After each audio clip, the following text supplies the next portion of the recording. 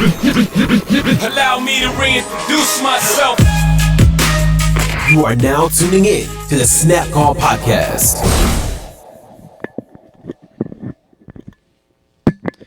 What's up, guys? Welcome to episode 3 of the Snap Call Poker Podcast. And today, we got one of the most exciting topics. The 2024 World Series of Poker schedule just released. So we got the World Series of Poker schedule dates. We'll be running May 28th to July 17th. All summer, which I know all the degenerates are already booking their hotels, booking the plane tickets. They ready to go. Yeah, man. That's pretty. I feel like it's early to. Actually, I feel like it's kind of late to find out the dates because I usually feel like it drops sometimes in January. Because I feel like every year I look for like the first week of January and I'm like, oh, when are we gonna get the dates? Not that we're always gonna be out there, but in my head I'm just like, I need to know. But yeah, part of me when the schedule came out thinking it was gonna be in like August, like July, August, and then it was like, oh, it's normal time. I was like, oh, it is pretty late to get it. Yeah, I don't know. I mean, I think for the most part, the event as a whole, 99 total events. Like every year, it just continues to grow. Poker is alive and well. 55th annual, 99 bracelets. First off, I'm just happy that it's no longer at the Rio. Like the Rio is just. I think last year, man. I was watching. I didn't go last year, but you watching all the Twitter posts or the Instagram posts and stuff like that, and you can see the vibe of the strip compared to the Rio. Which, thank God they did that. Yeah, I mean, we went to what, 2 or 3 different World Series of Pokers, and every time it was at the Rio, and it was convenient for us because we were either staying across the street or we were staying nearby. We stayed at the Airbnb that one time, but knowing that it's on the strip now, how much more convenient it is for everyone.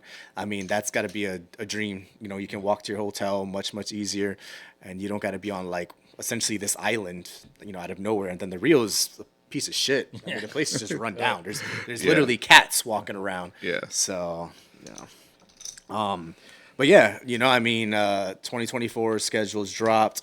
I mean, that is the talk of the World Series of Poker world right now. I think we're probably gonna see, in my opinion, probably a bigger boom than what we saw previously. Last year was a record-breaking year, and we'll go into that a little bit more. But I think it's gonna break records again. I think poker's front and center. It's that much more available to people, kind of like sports books and stuff like we talked about last week. So, I think poker's into a phase now that it's going to continue to blow up. These 99 bracelets is it all live, or is this broken up with some online events? So this is I didn't see the distinction every event that's part of it. So this does include some online events as well. Okay. Yeah. So, which is kind of like, how do we feel about online events? Because, when you watch these vlogs and all this, like, you watch them literally multi-tabling, right? Like, Negreanu could be paying a $50K Players Championship, and then he's playing a $600 event as well. Like, what are your thoughts of online tournaments overlapping with other tournaments?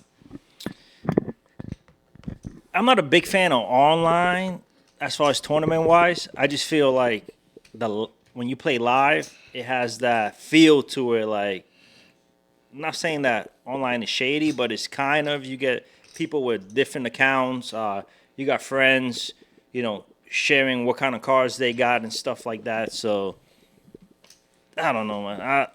I'm up in the air about that. Yeah. I'm for it. I come from, doing online, so I'm all about the online play. Listen, there millions of people who play online only. You know what I mean? So if you're going to have a World Series, a feel, and the best of the best play, they got to have their online presence felt. There has to be a skill set. So getting some player points, I'm for it. There's nothing wrong. There's nothing wrong with it at all. What are your thoughts on having a World Series of Poker series for online events outside of the World Series of Poker that takes place in the summer, because 10 plus years ago we didn't have all these online events before, right? And now you're essentially forcing people to be able to multi-table at the same time if there's events they don't want to miss. So why not do a completely separate online series so the schedules don't overlap? Well, the beauty beyond online is that you can do it whenever, whenever and however you want. America's Card Room has like a series every 3 months or every 4 months or whatever it is. Full Tilt. Every Sunday is a big online day. Where people are multi-tabling 10, 20 tournaments at a time. So you can do that. Let's World Series of Poker online have their day, but I do think it's wise to mix in a few events here and there throughout the summer, because it should be part of the main World Series of Poker events. Okay, now I got a question for you, Hector. Yeah. Why do online during the World Series of Poker when you have this revenue where you have 4 or 5 ballrooms full of tables? Why don't you do your live events there, and then after you can do your World Series of Poker online events? That's where I was trying to get at. The overlapping. Yeah, I think as a business standpoint, you want the World Series of Poker to be as big as it can be, so you want to reach as many people as you can. So just like them adding in all these smaller events for the weekend, the weekend warriors of just getting every man, the people who only have a computer, the people who can, only play this one event, but they can't make it to Vegas, they can't afford a hotel. They can't afford all this other stuff, but they can get a buy-in together at least, So it's like, let them be part of it. And if they're part of it, if they do well, or even if they bust, either way, they feel like, hey, I did an event. You know what I mean? So not everyone's as lucky as us that we could, do an event live. So this is their way to get their feet wet. And at the same time, they'll be a customer for life, right? And then next year, they'll make it that much harder to go. They'll try that much harder to go. You know what I mean? I actually think the opposite. I feel like the World Series Poker is like the Mecca tournaments. So by having lower buy-ins, I feel like you're devaluing as well too. If these guys can't afford the hotels and stuff like that, they can go to their local casino. They can play their daily deep stack tournaments or whatever. I just feel like if you're gonna play for a bracelet, it has to be the cream of the crop. Like I do agree with that with the lower buy-ins. Well, we'll get into there. The lower buy-ins and whether or not the lower end tournaments need to be part of the should receive a bracelet at the but online is just another format for me. It's just like learning PLO or learning Badoogie or something like that. It's just a different type of poker, You're not and really if you want to be the best, you gotta know something. Online, you actually have to play faster online. So when you're live, you have time. You can tank a little bit, think about it. But when you're online, you have to make a quick call because you have a certain amount of seconds to act. Yeah. I do not think that online events should be part of the series. That's my take. We're talking the World Series of Poker. It's one time a year. I understand they want to appease multiple types of crowds and whatnot. You can have events online all year long. When you're hosting the World Series of Poker in the Mecca, at the World Series of Poker, at the Horseshoe in Paris, I don't think a guy up the road staying at the Rio should be able to play a freaking online poker tournament. And I think when it comes to collusion that can take place when you're sitting with someone else, when it comes to having to multi-table, you could be in, a live tournament on day 3, and then you're being forced to play online. I understand it's a money grab, and you're probably trying to appease to multiple people, but I don't agree with it. You guys are purists. You guys are old school purists. This is how I grew up playing poker. You have 9 months out of the year to do an online tournament. There's just people out there who've only done live, so their best game is online. So when they come live, they're uncomfortable. You know what I mean? So you're not getting their best poker that way. So we don't care about being comfortable or uncomfortable. That's not the point we're trying to make. It's about the scheduling purpose, right? The collusion. Like, the only argument is what? To make online people feel comfortable, to appease them?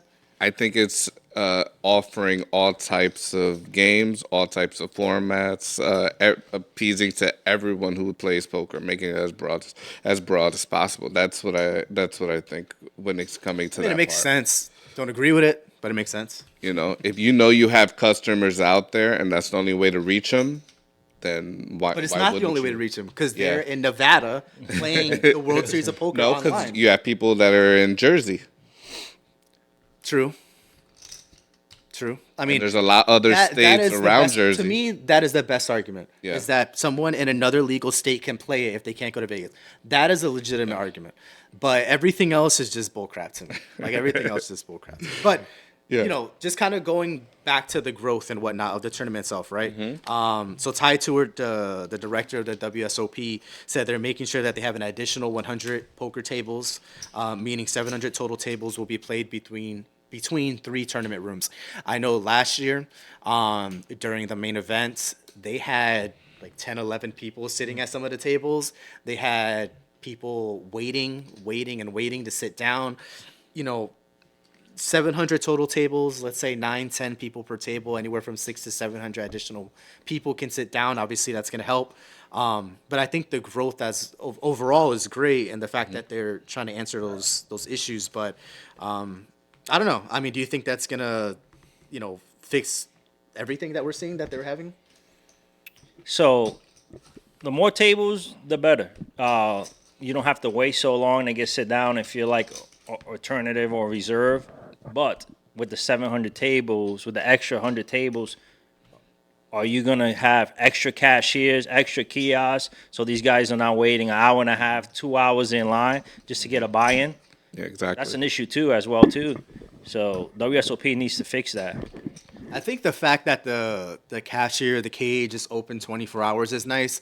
You know, you see on people's vlogs all the time that, they're walking over to the cage to buy in for the main at like 3, 4 in the morning so they don't got to wait for the rush. And now they've got like the kiosk. That Yeah, make they it got nice the and easy. online. And I think they did away with the lammers, like the satellite lammers. But I know there's different ways to buy into the tournaments. But yeah, I think to me that's a bigger issue than the tables itself, because there's nothing worse than waiting 2 hours. You're missing 1 to 2, 3, 4 levels, depending on the structure, and now you're missing the tournament. So. Yeah. I think that's what kind of separates WSOP the most, is that they put that time and effort to be prepared for all these people that are coming. They try to make sure they have all that. And like, does it work out all the time? No, stuff happens. It's very hard to control that many people, but I think they do a pretty good job most of the time and are pretty spot on with the needs of the people of the tournament. Yeah, I thought you were gonna say that's the good thing about online poker is you don't gotta wait in a line. No, but that kind of goes to like another point, like late registering, right? Like a lot of pros late registering. That's what I was gonna bring up right now. That's like they live and die by it. Like they truly believe in late regging for a tournament. And then like some semi pros do it as well, but like there's some people that just don't want to wait in a line. And then there's some people that do it from a strategy standpoint. Yeah. What are your thoughts on late registering purposely on a tournament? If you're gonna late reg on purpose, we should make you wait in line.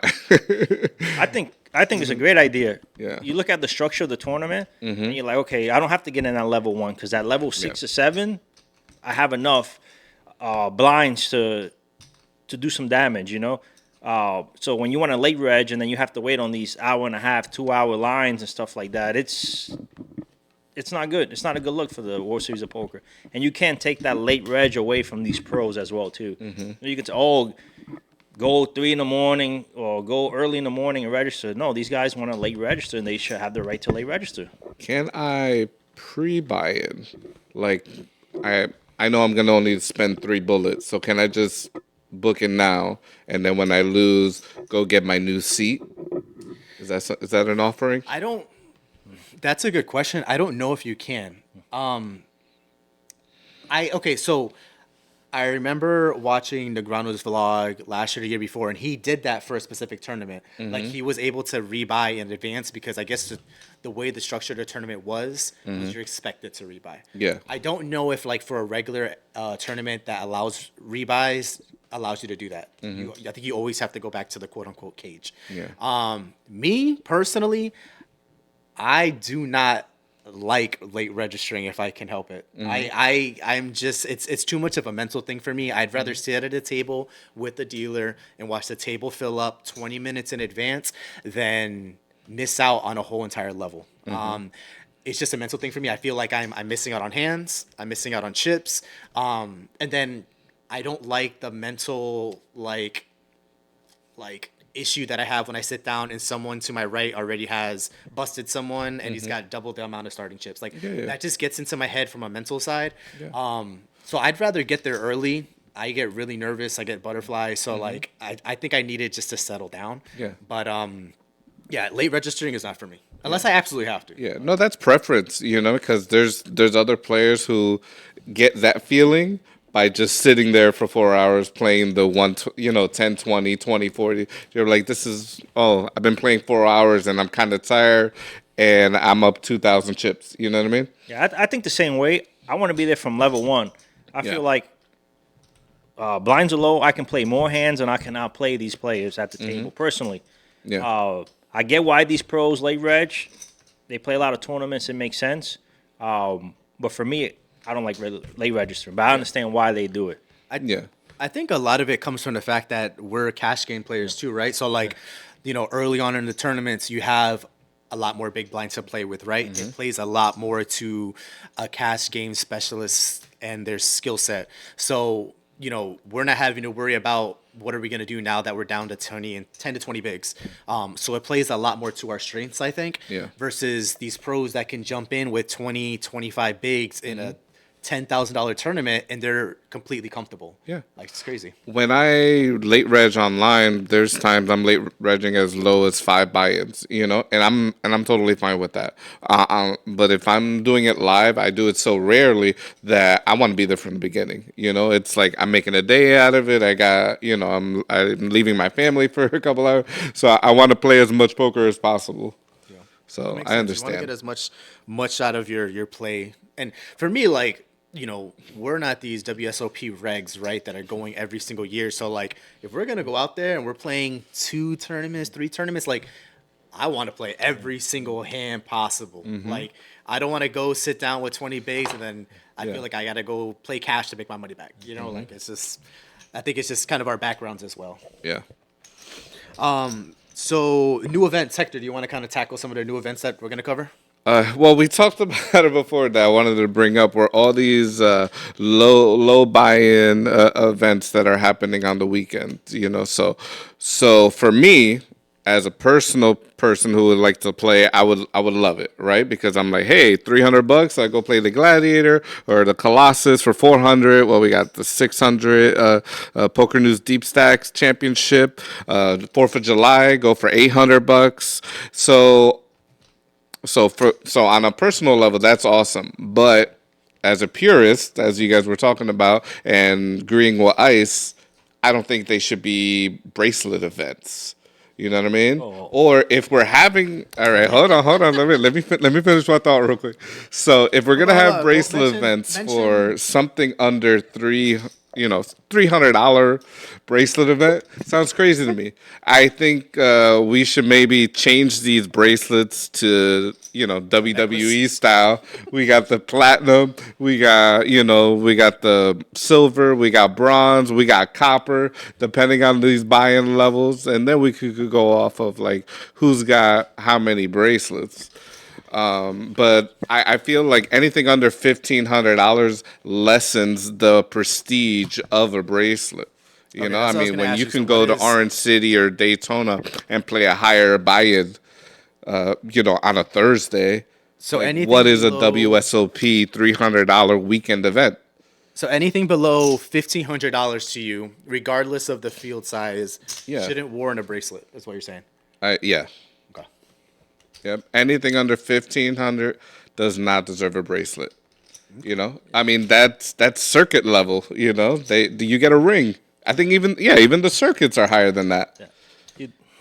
Well, so hold on. Let me just make sure that I mention this before we go into that topic, because that's going to be a somewhat of a touchy topic, right? I want to make sure that I mention some of the new events. So usually the series is kicked off by a casino employees event. Yes. This year is going to be kicked off with a pretty unique event. It's going to be called a $5,000 Champions Reunion Freeze Out Tournament. So in this tournament, it's actually kind of cool. They're offering $10,000 main event bounty seats for any past world champion that you've knocked out, which is pretty freaking cool. You know, I mean, it's a 5K tournament, and I believe the casino employees tournament starts the same day as well. But 5K isn't cheap. But the fact that if you knock someone out, you're already free rolling into the main event if they're a previous world champion is pretty badass. Like that's pretty cool. Like, I mean, you're talking about starting off the series with a bang. People can start playing on May 28th, and they may have a seat for the main, which isn't going to be for another 45 days. Which is another reason WSOP is the GOAT when it comes to poker tournaments. Like, I understand when you have the casino employees being number one, event each year. But if you're trying to do a bigger audience, you're trying to appease everybody, and say PokerGo is the only thing that people are watching poker on, then let's have the kickoff event be a real event and not just like some people that don't even watch, Yeah, no, true. Now, Ice, you had mentioned the bounty event, like when we were talking before, like the bounty event was going to be really popular this year. This year, we're going to have 7 total mystery bounty tournaments, which is crazy, which just speaks to how popular the mystery bounty events have gotten, not just in the WSOP, but across all of these poker series. At the same time the WSOP goes on, the Win has a series, MGM, Venetian, everyone has bounty tournaments now. There's going to be 7 of them this year. I think it's good. Yeah. I'm gonna be honest with you. Last year, when I was on Twitter and stuff like that, I think you texted me like, "Hey, I think it was Joey Sal. Hey, he pulled like a 30 grand or something like that, like mystery bounty." And then you look online and you put WSOP and you see guys pulling $1 million, 50,000, 100,000. That's, if I'm playing in that tournament, that's excitement. I brought somebody with boom. Let's see what I get. Let's see the treasure I get. $1 million, 30 grand, 40 grand. I think is awesome. No, I think it's 100% agree. I think it's great. Like, it just adds a completely different element to the game, right? Like, yeah, you're playing for your share of, probably $1 million prize pool, but, you're knocking people out left and right, counting bounties, 5, 6 bounties. You can go cash them on your break. Like, the level of excitement that adds, it adds a just completely different factor. And then some people get mad because they take from the top for those bounties, but at the same time, the people that are going to win that tournament are going to have multiple bounties as well, too. So it's just like you're taking from the top, but the winner really going to have, I say, 8+ bounties. So you have the chance to pull $1 million and not even win it. I think that's so. You awesome. win $1 million, aren't you entering the main event next year? And the year after that, and the year, you know what I mean? Like, you just asked me if I won $1 million, am I playing the main event? Yeah, of course you're gonna play. That's what I mean. Playing the one drop if you. They're getting the money back. That's not even a question. But that's what I mean. You're creating I'm playing everything on the schedule. Come on, Hector. That's what I mean. You're creating a customer for life. You know what I mean? Someone who just is, dead money. They're fish. They play and they're just here for the weekend and they make it. So, I'm here every year now. Yeah. I mean, don't get it wrong though. Yeah. You still got to win the hand. Yeah. Like, Yeah. So yeah, like they're creating a customer for life, but you are also shelling out, a couple thousand to get into the tournament. Grinding out 48+ hours. The WSAP ain't free. Yeah, that's what I'm saying. Yeah. Like, Yeah. granted, you're saying they're creating a customer for life. Yeah.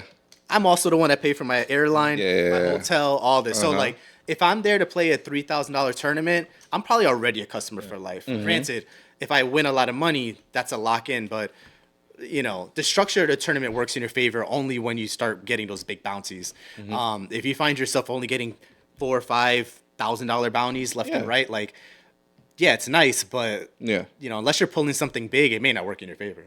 I got you.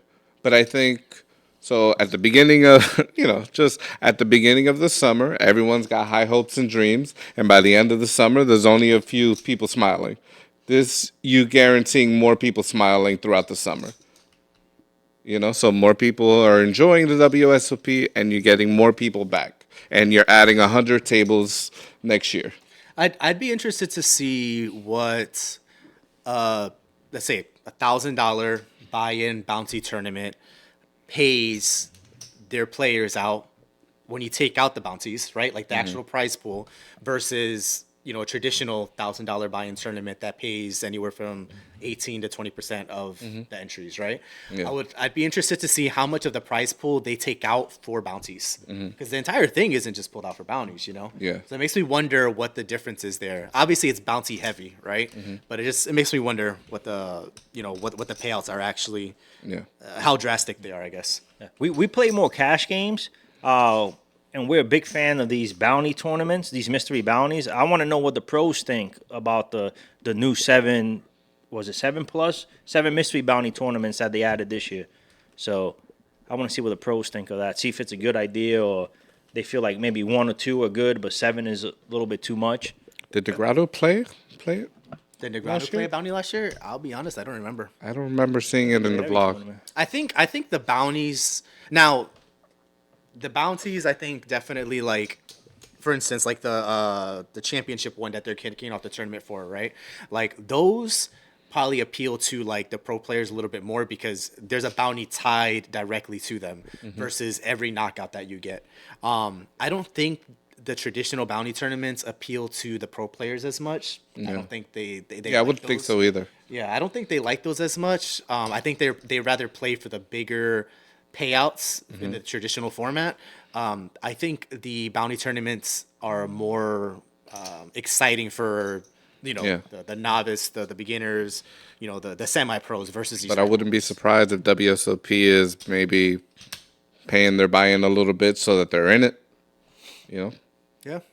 Just like how Phil Tilt used to have, all the pro players in red. Yeah. No, it would make sense. I'm sure they'd be like, hey, like, free up your schedule. We'll incentivize you to play in this tournament by covering 50% of your buy-in or something. I'm definitely sure there's something in place there. So that makes sense. One of the mystery bounty tournaments is a $1,000 mystery bounty PLO. It's kind of crazy how mystery bounties were kind of standard, and now they're mixing in PLO. And then on top of mixing in PLO, once you're in the money, every person becomes a bounty versus just specific people, which is kind of crazy because PLO is a shit show as it is. And then you factor in a bounty tournament as well. Like, come on, a PLO WSOP tournament must be so fun. Listen, it's gonna be all in battle pretty much. I would hate to be a dealer in one of those tournaments.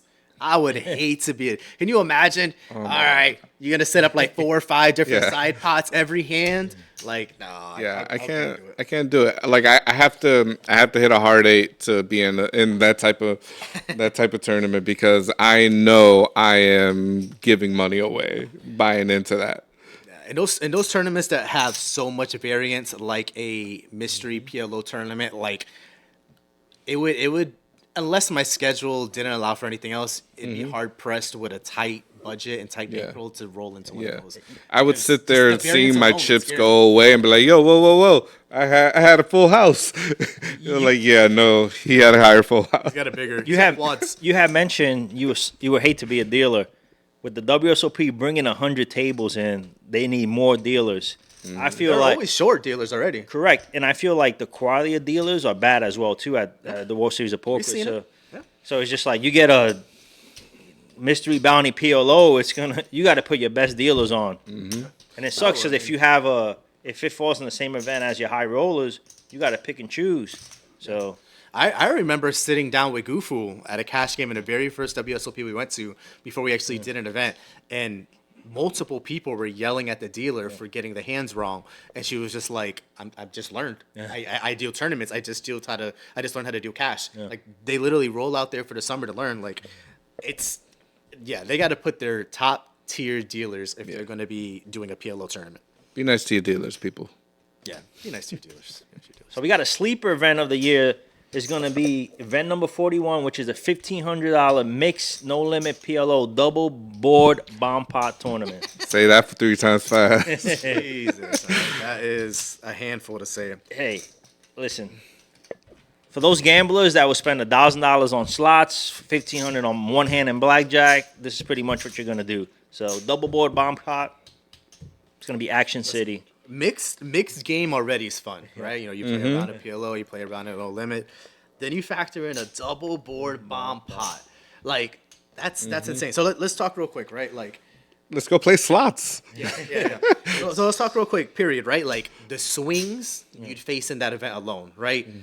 At a $1,500 price point, you're gonna have a lot of rebuys, but the swings are gonna be insane. But let's talk about real quick, like bomb pots, right? Because we know in the cash games now, 1, 2, 2, 5 are consistently seeing bomb pots every time that there's a dealer change, right? So 3-4 years ago, that wasn't a thing. No. At the higher games, yeah, but 1, 2. No, we would be at the 2, table 5. and we'd be like, "Hey, bomb pop, like that," and we would be like, two people would say no, and that's it. Now it's like, "Hey, No, it's expected. as long as they got at least here local Orange City, as long as you got 7 people in or 5, I think you're good to go. You know." But it's just crazy because to speak about the dynamic, right? Like the dynamic of where poker has evolved to, right? Where we're not talking about a 5-5, a 5-10. We're talking about a 1-2 poker game now having bomb pots as an expectation. It's awesome. That just talks about the level of degeneracy that poker awesome. has evolved to. It makes the casino a little bit more like a home game. Yes. And I feel a lot has to do with the casino and the casino managers. Some of them are real strict, like, "Hey, no, we're running it this way." Now you have like these poker rooms, not necessarily casinos, are just like, what can we do to bring these people in? Throw high hands, throw out promotions, and then hey, bomb pots. So I know I'm a fan of the bomb pots and the high hands. So it's just like, even though I don't hit the high hands, but you can win 1,000, 1,500. Sometimes they have $5,000 high hands. You're gonna play. Yeah, you're sitting there and it's stuffy. Everybody thinks they're at the WSOP, like their headphones and sunglasses, and it's like nobody wants to talk. And it's like as soon as you throw in a bomb pot and some craziness happens, like, oh, yeah, and it's like, hey, beers, let's do it. And everybody opens up, and then poker becomes fun again. You know what I mean? For me, the bomb pot craze started, I want to say, when I started watching Nemi's and Brad Owen's vlogs.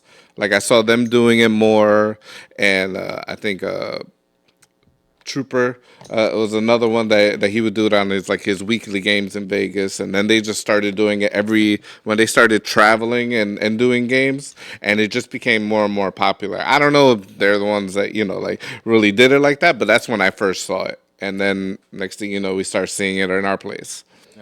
No, it's it's good for the game. If you don't want to do it, don't do it, right? Yeah. Like you can get up and step away. I think it's good for the game. I'm just interested to see how the dynamic, the table dynamic is going to change incorporating that in a tournament.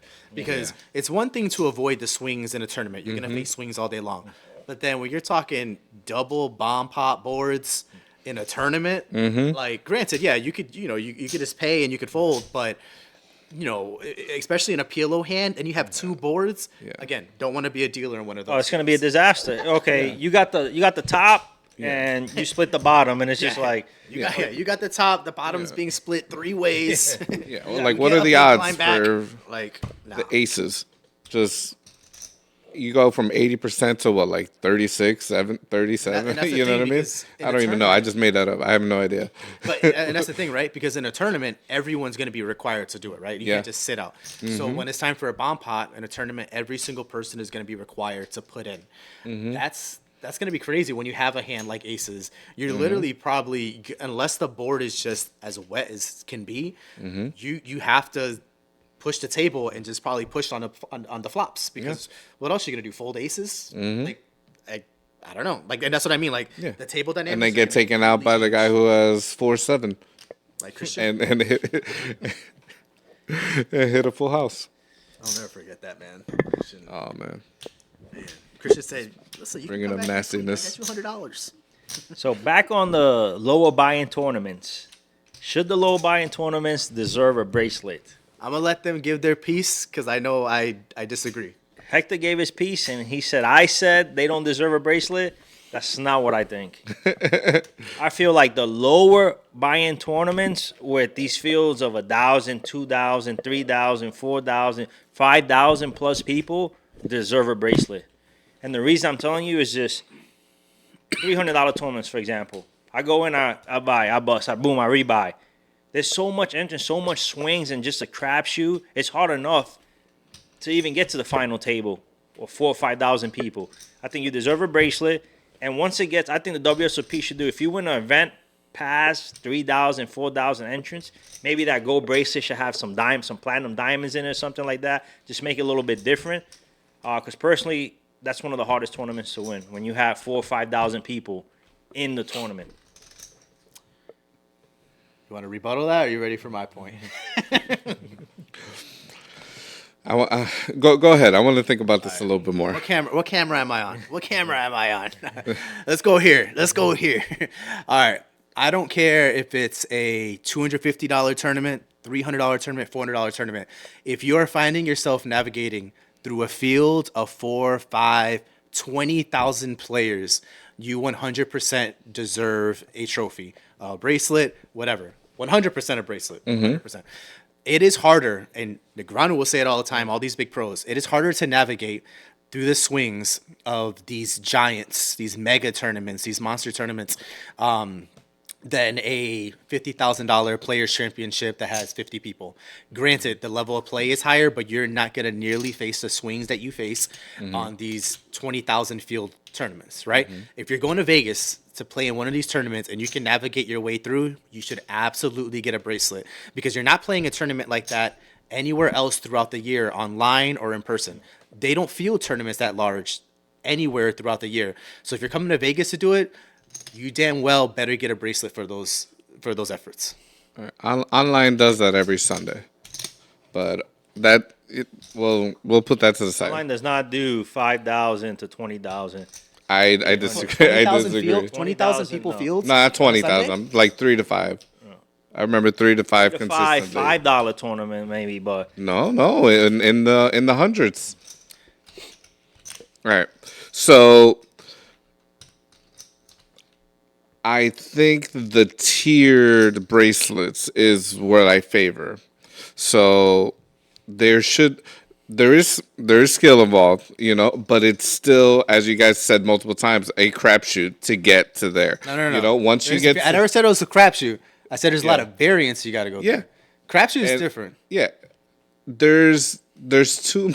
I think there's too much there that once you get to a certain level, all right, now we're deep enough that we can have some skill involved. But 300 it was like my tipping point. It was like, oh my god, that's way too low for a 3-day tournament. Yes, there's 2,000-3,000 people that are gonna do it, but for me it takes away the prestige of a bracelet, especially when you're comparing that bracelet to the 25K, the Champions Players tournament, or a PLO tournament, or a 100K, or a 1-drop, or something like that. So if you want to have a bracelet, sure, but it should be a different tier. Just like the circuit events, they're not bracelets. You get a ring. You know what I mean? So like at the same time, like here's your bronze. But it's a completely different event series. Yeah, here's your Weekend Warrior poker bracelet, and then here are your mixed game bracelets, or your 1 to 5K bracelets. Here's your high roller bracelets, and then the main event is the big Mac Daddy that you have. So how do you not give a bracelet to the top prize being over $500,000 with these fields? Because you have $500,000. Because you have bracelet events at first place only gets 80,000, 90,000. So these guys are navigating through all these fields. First place gets $500,000. They can't get a bracelet. I feel like I'm watching those tournaments more than I'm watching the final table of the Colossus. I'm watching those final tables more. I care about who wins that a little bit more. That impacts the player of the year a little bit more. Yeah, I don't know. I don't agree with that. I think if you ask any big pro, what's more impressive? Yeah. Going through a field everybody of cares 100 about pros or 20,000 people. Yeah. They're going to tell you 20,000 people, and for that reason alone is a good reason to give them a bracelet. And I disagree with you as far as skill-wise. Obviously, in the beginning, you're going to get to these levels where everybody's short stack. They're going to push all in just because the blinds, they're getting blinded out. Yeah. You're going to get to a level where people are going to have deep stacks, and it requires skill to make the final table, to make the the first 50. You know, I feel like agree with that. It does take a lot of skill as well too. I agree. I mean, I play in those tournaments. Like I said, I would be very excited, and I will automatically give in my buy-in because I don't have a role, so that's where I'm gonna go. But as a purist of, I think just seeing the old school low events, the low number of events, and each event was important to now 99 events. You know what I mean? I just think it dilutes it. It dilutes it. I feel like when you just start seeing everybody, if everybody were wear their bracelets while they were playing, you'd be like, man, there's a lot of bracelets out here. Yeah, so I feel like I can't agree with that because I'd be contradicting myself. Yeah. I said poker. I was gonna say you're kind of contradicting yourself now. No, You're saying you said before the lower buy-in price tournaments is good, but now you're also saying it dilutes it from a bracelet perspective. Yeah. Like I said, I would do it. I would want to play. I think it allows the everyman to play. But do I think it deserves a bracelet and like the overall business standpoint and the prestige of the WSOP? No, I don't. Do you think an online bracelet should get a bracelet? I mean, I have a bias with online going you that mentioned- I feel like there is a skill set with online. You know what I mean? But not now, if the navigating through online 20,000 is people? $300, no, not at all. I You're- think the money is the threshold here. When you have a 10K buy-in and it's online, yeah, it deserves a bracelet. I think you're too driven by the dollar sign Yeah. and the numbers that follow that dollar sign. Mm-hmm. That doesn't make any sense to me. Like you But it's mentioned the World specifically Series. online poker. It's the World Series, and there should be some threshold that we're not passing. That if your local card room has bigger tournaments on the reg, But that local card room will never Yeah. host a tournament that has 20,000 people in it. yeah, I'm not buying it. I mean, Yeah, it's the truth, right? Yeah. Negreanu finished like top 100 in like I forget what the name, like a giant tournament last Yeah. year or something. And he joked about how difficult it was to kind of navigate through the Yeah, tournament. yeah. But once he got to like day 3, he was all about it. He was all about it. But he'll a lot of these pros will say to themselves, like, to navigate through that is a skill set in itself. So like Yeah. you're talking about the skill set that you need involved for online poker play. There is a skill set involved in playing live, regardless of the buy-in, when you're navigating through a tournament with thousands of people. I just feel like you can't say that by adding these 99 bracelets, for example, is diluting it when we were saying that the growth for poker is good. By growing poker, you make these more events because people want to play these events. They want to play more mystery bounties. They want to play more bomb pots tournaments. They want to play PLO. They want to play Yeah. these stakes. So Having these stakes makes a customer for life, Hector. yeah, I'm all for the stakes. I'm all for the stakes. I'm all for the sit and goes and the 1K flips to get into the main. I'm for all of it. I'm for the mystery. I think keeping the prestige of the bracelet should be top tier priority. And I'm sorry, when I see a $300 buy-in that deserves a bracelet, I'm thinking I could go to Ross and buy a bracelet. Like that's what we're going. We're going to Ross and TJ Maxx to get You gotta bracelets. drive past 20,000 cars on your way to Ross, and I promise you that ain't gonna be easy. And you got to do it over the course of 5 days. Oh man. and also these $300, $400, $500, days. $600 tournaments. No, you're not going through a 20. That's what it's scheduled for 3 days. That's what it's scheduled for. All these No, low. I'm talking about the 20. We don't know how many people are going to be in that Yeah. tournament. So they have 3 days on the calendar, but it can go 4 or 5 days. All these low stake tournaments, the $300, $400, $500, $600. I feel like you think the pros are not playing that. The pros are playing that. They play pretty much every tournament they can play to get a bracelet. Obviously, there's the high stakes pros that don't want to waste their time on that. But there's a lot of other pros that we don't know about that are playing these tournaments. That I assume What these pro are is they make a unlimited living buy-ins, playing poker. and we're getting like 18 buy-in.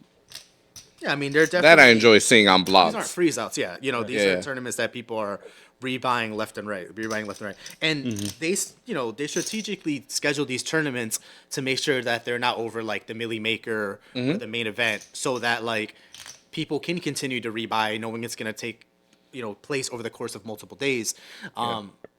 Like I said, knowing that there's gonna be pro players in there that aren't skipping this out simply because of how big the fields are, that doesn't change your view. You're tied to a $300 buy-in. Yeah. Moving on to bad beats. So Oh, weekly. no. Schedule recap. So let's talk a little bit about thoughts on the main event, right? So like typically it's the main event, right? The main event, and then I think this year there's 18 total events that take place after the main event.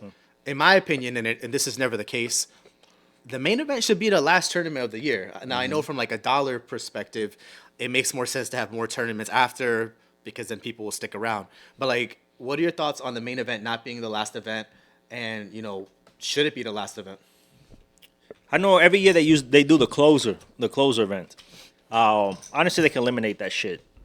Main event should be the last event. I tell you why. A lot of these pros and these guys that can afford the 10K are going to be there the entire summer just to wait until the main event. And some of them will still, I feel like they're going to make more money if it's at the end because people can satellite.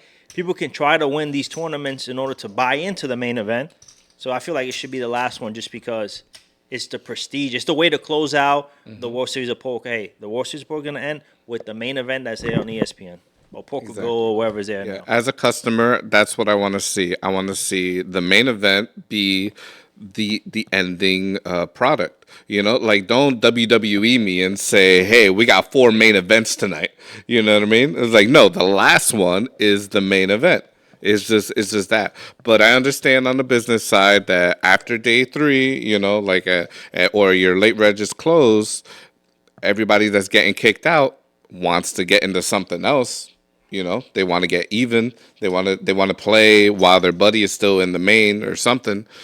So it makes sense to have other events, but like as a customer, that's what I want to see. So I don't know, maybe still have those 18 events, but don't broadcast them until after.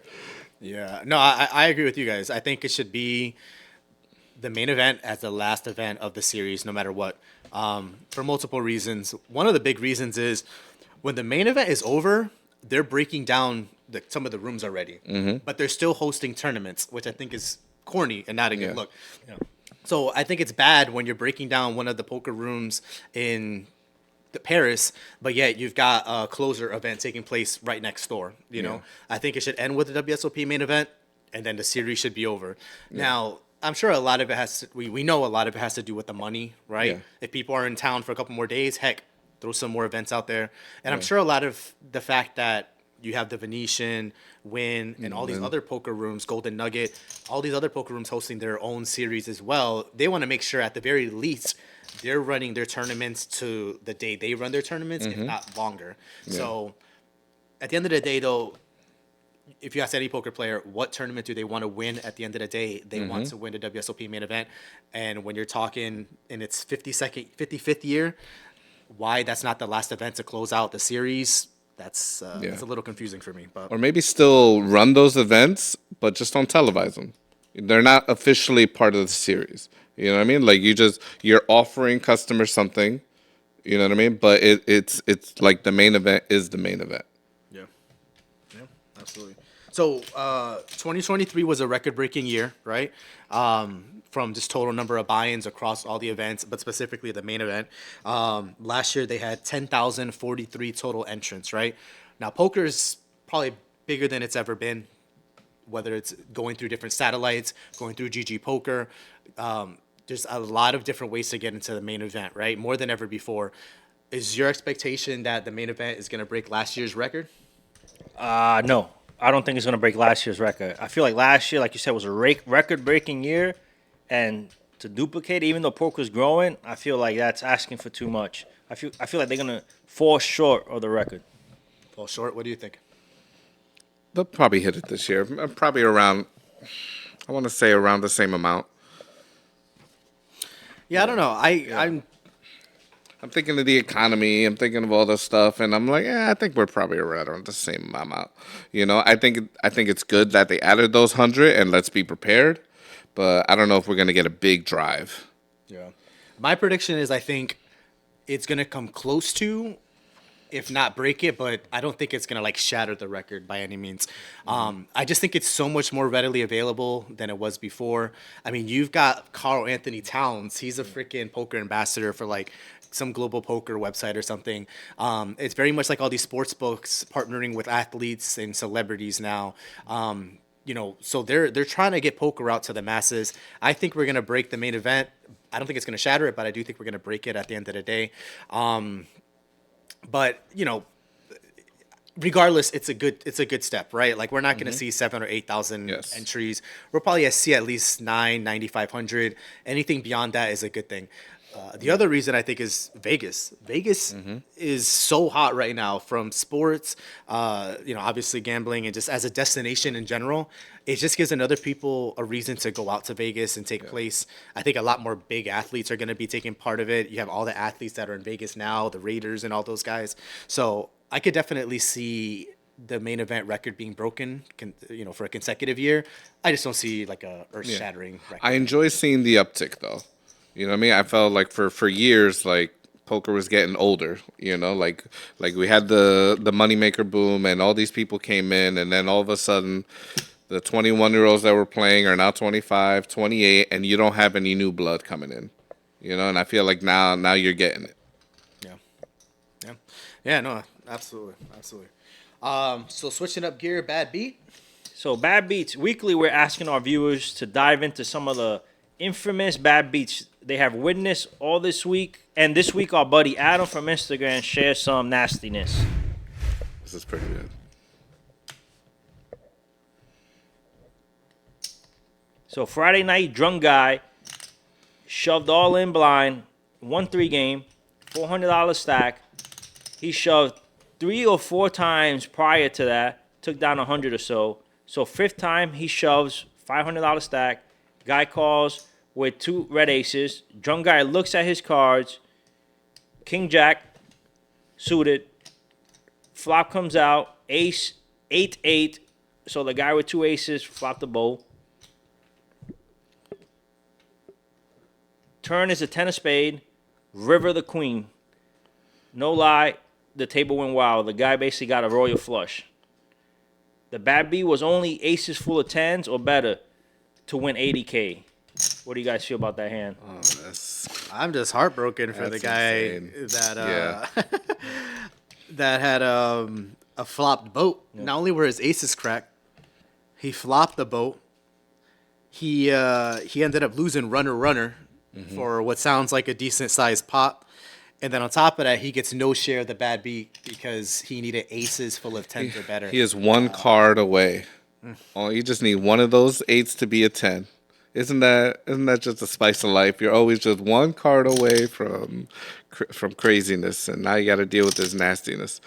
It doesn't say what his stack was, so I don't know if he covered the guy for the 500 and that's what he lost, or yeah, I don't know. That's just all I know is that this guy takes down a solid pot, being an animal, hits runner royal flush, and that's I don't even think I've seen a royal live. I've seen 1 royal in 15, 16 years. I didn't see one live. I was at the casino with my buddy that just started playing, and he hit it 2 tables in front of me. He started screaming a royal flush, and it's like his second week ever playing. I never hit it. Just online, but I don't really count online. I hit on somebody here online. I've hit it online. But basically, Adam, like, you got your aces cracked. You got it cracked by a royal flush. So, hey, it's better than good on you, man. You 10 trapped deuce him. You trapped him good. There's nothing you can do. Just I would have loved to run that back, right, and see what the percentages were on that flop. Yeah. To see what those percentages were when. Did he ask to run it twice and they didn't do it? Huh? I wonder if he asked to run it twice. Run it twice. I don't know. I'm just saying, like on that flop, right? Like knowing he needs runner, what the percentage was the aces to lose on that hand, because that's disgusting. I mean, we've seen some nasty hands before, but if you run it twice, do you lose the bad beat option? Like if you were to run it twice, would you run 1 board on the bad beat? Yeah, you run 1 board. That's just disgusting. R.I.P. to that guy with the aces, man. Yeah, man. I'm sure he's still thinking about it to this day. I still think about all the bad beats that I get, including the 1-outer and the shootout. But that's a different story. That was pretty bad. Shaun Deeb's weight loss prop. Tell us about that.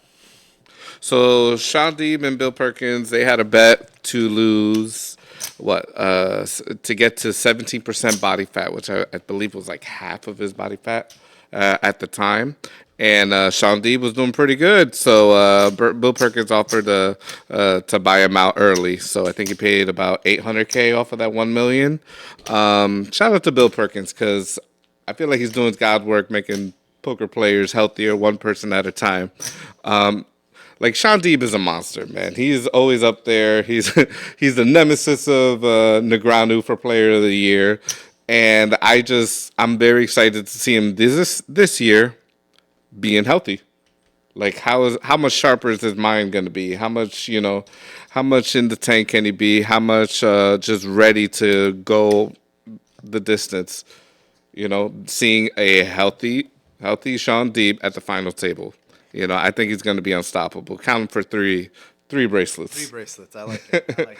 No, I mean that's a good point. When I read this story and I saw that they agreed to a buyout, they agreed to this wager 14 months ago.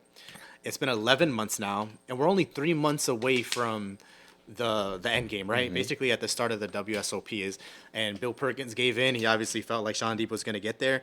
When I saw this whole prop bet, it didn't really interest me too much, to be honest with you, until I thought of the mental part. And I thought Shaun Deeb had a monster year last year at the WSOP. He had a great year.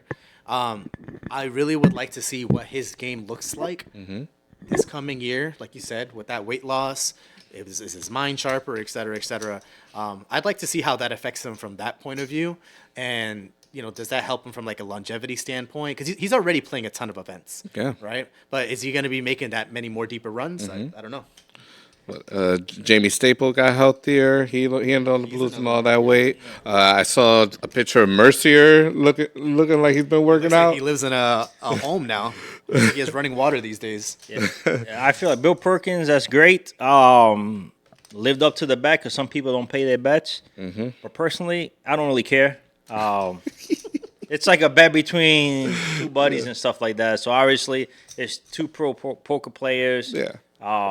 So it's just like people making a bigger deal than what it is. But personally, I don't care about. Listen, I'm trying to gain as much weight as possible. Yeah. So when I see Bill Perkins, I'm ready. So someone asked Shaun Deeb on Twitter. I saw they said how much money to gain all the weight back. I think he said $3 million or something. I did see some of his replies to people, and he was like, "Oh, like at no point did he think about giving up or anything like that. Like he's like, once I had my mindset to it, he wanted to do it, and I guess it's been on his mind for a little bit. He said, and he didn't want to come out and say it. He just wanted to see if someone was going to give him action, because if he came out and said it, then people are obviously going to assume that he's motivated, and he's not going to get as much action as he got. Bill Perkins gave him 10-1. Yeah, like that's freaking awesome. So I couldn't find any information, but I feel like before this bet, I saw Bill Perkins' interview and say that he's done this multiple times to motivate people. Yeah, that he's like, I have no problem paying these bets because I enjoy seeing someone change their life for the better. Bill Perkins, if you're watching the stream, I hope you have no problem funding us for the 2024 WSOP. Yeah, I couldn't find it, and I was like, I don't know if he's done this bet before with other people. I feel like he has, but I couldn't find anything to talk about. But I feel like I remember seeing that, so I don't know if you guys ever came across any of that or not to bring it up. But yeah, no, I didn't see anything like that. But it did get me thinking. You've gone through some journeys, right? Body wise, where you become really committed. Do you think at your worst, if you were provided with a prop like this, that you think? Oh yeah. When I did it, when I lost 40 and I went what 240 to no, it was 230 to like 190. I did it in a contest where the first place was 10K. And that was my motivation to do it. So it was 90 days, and I lost all that weight, and I was totally committed. So yeah, $1 million.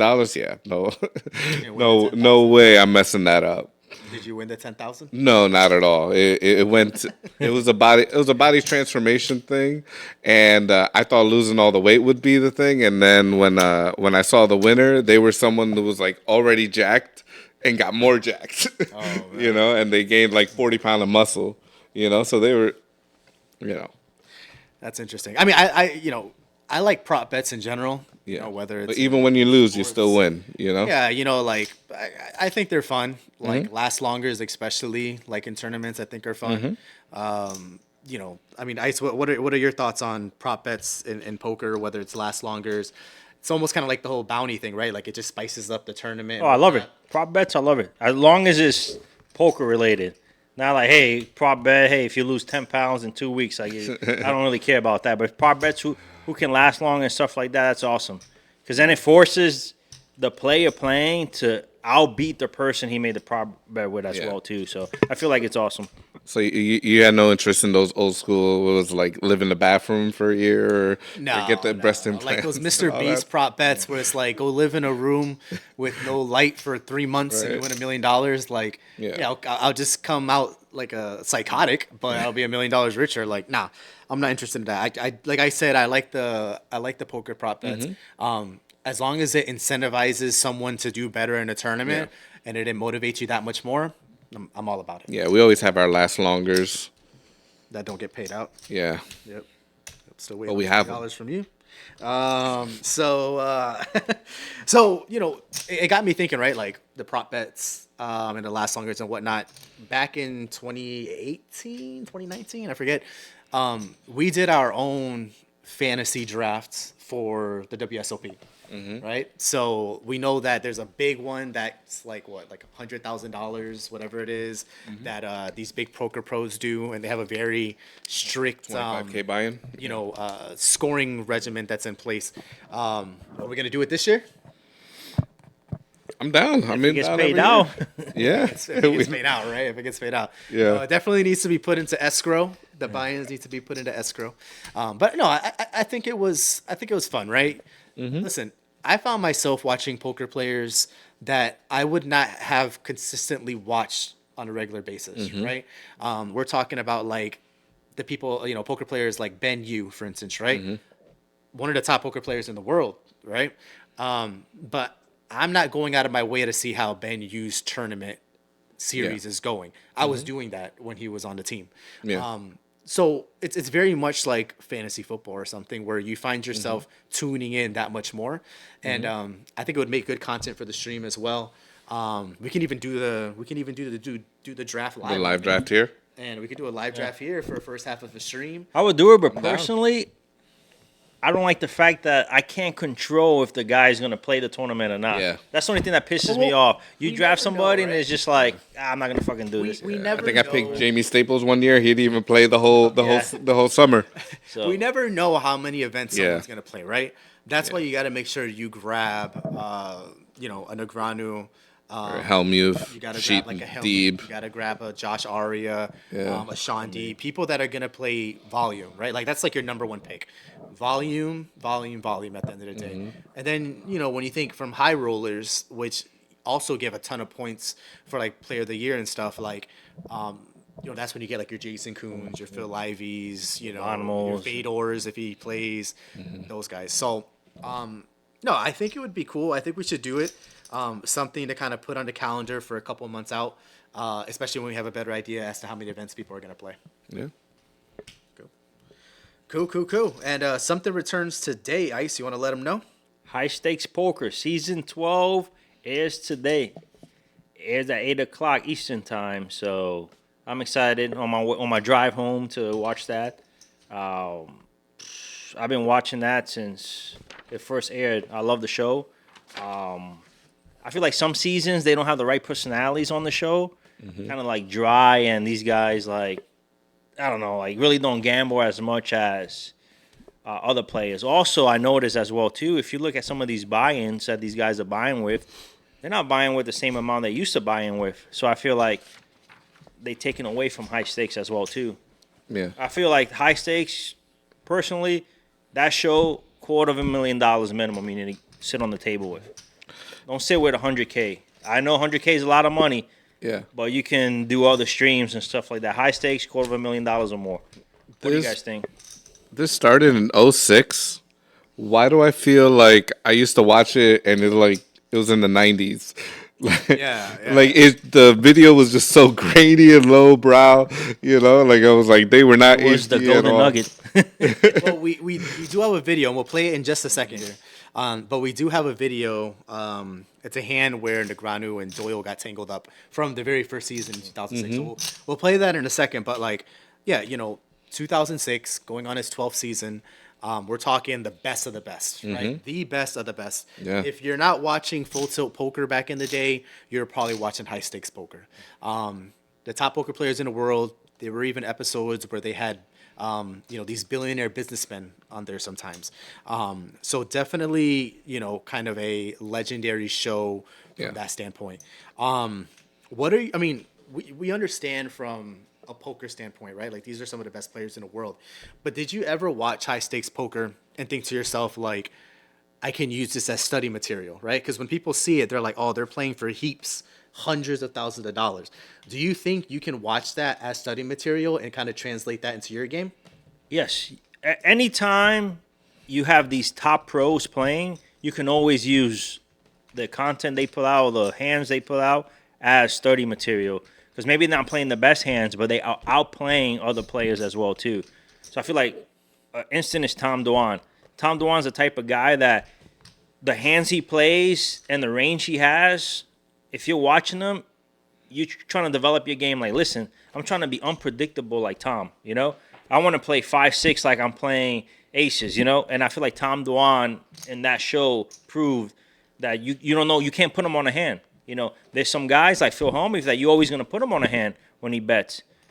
You're going to put him on an ace-queen, ace-king, aces-kings. It's barely that he bluffs. So it's just like, you want to be that player, you want to be Tom Dwan, And obviously, Phil Hellmuth got the most titles as far as bracelet-wise and stuff like that. But you get these guys that different styles of plays and the way they gamble and stuff like that. Yes, I feel like you can take some of their skill as study material. Mm-hmm.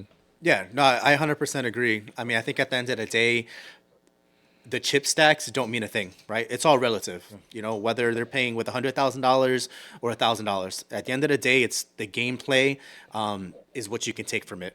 I love watching pros play other pros because they don't play ABC poker, right? A lot of these vloggers that you watch, they take some interesting lines here and there, but for the most part, they're playing ABC poker, I love watching the Tom Dwans and watching all these other pros play against each other because they know ABC poker at the end of the day is not going to win them this. They also know each other's play. $60,000 pot. Yeah. They 100% need to take this pot down by taking a very drastic type of line, a line that I would not normally take, right? So that's why I consider it study material because I love to watch and learn from them.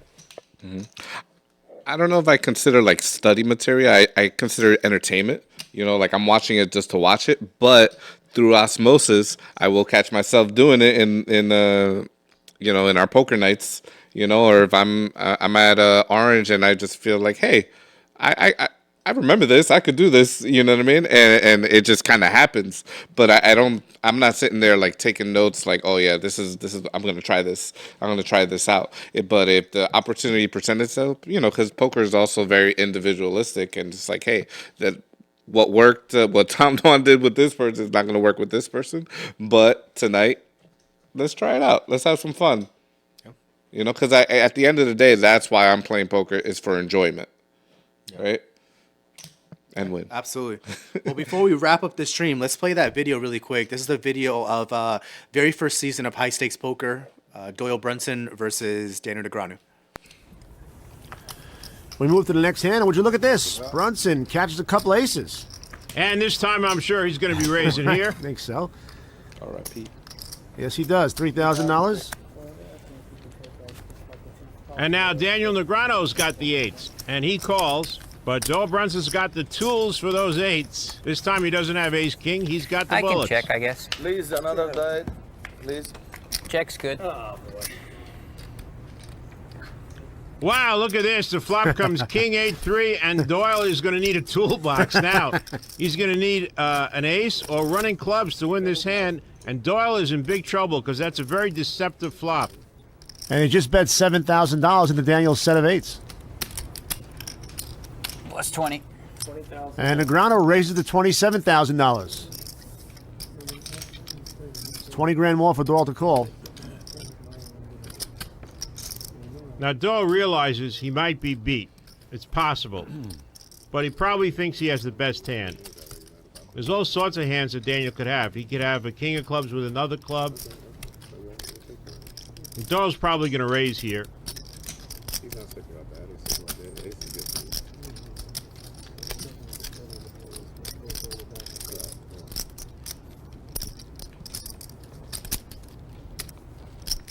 And Daniel says, please raise, Big Papa. Put that money in there, Big Papa. Let me win something. Yeah, he needs this. I'll raise it.